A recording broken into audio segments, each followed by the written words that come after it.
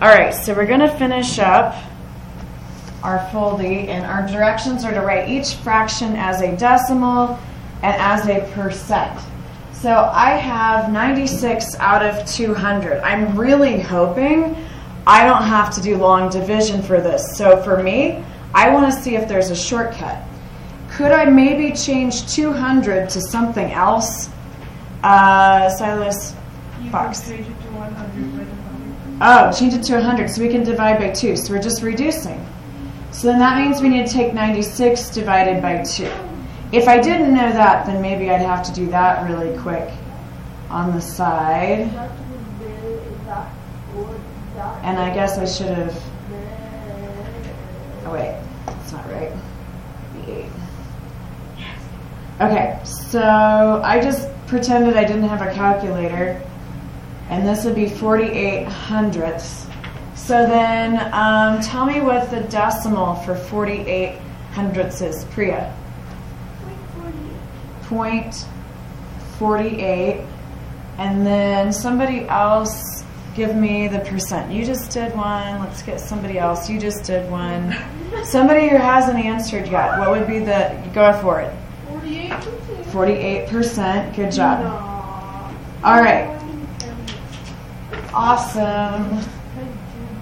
So let's go down and look at 5/8.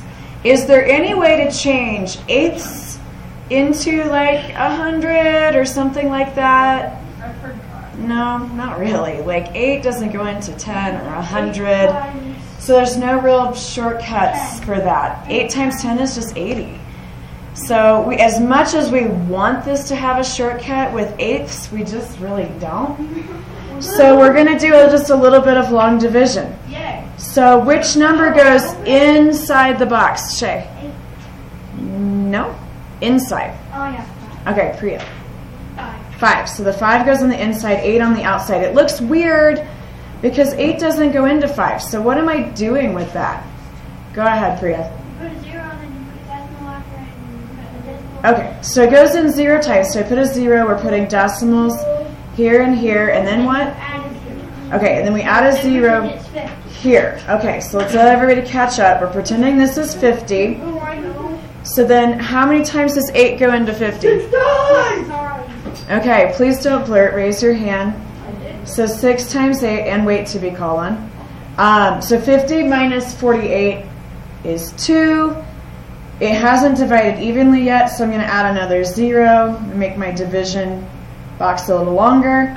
How many times will 8 go into 20? Raise your hands. Go ahead. What? 2 times. So 2 times 8 is 16. 20 minus 16 is 4. Add another 0. 8 goes into 40. How many times? You've answered a lot. Let's let somebody else try. Shay. Almost. It is 5. Since it ends with a 0, we know that 5 goes in. So 5 times 8 is 40, and we've got this. So here's my decimal that I needed. And then when I'm going to change that decimal into a percent, I'm going to rewrite it down here. I've got 0.625. When I'm changing it to a percent, what do I do at the decimal place? Go ahead, Silas. Move it 2 spaces to the right. 2 spaces to the right. So now my decimal is going to go here, and I will have 62.5%. When there's more than 2 decimal places, sometimes people do get confused. We're just moving the decimal 2 places and then putting the percent sign on.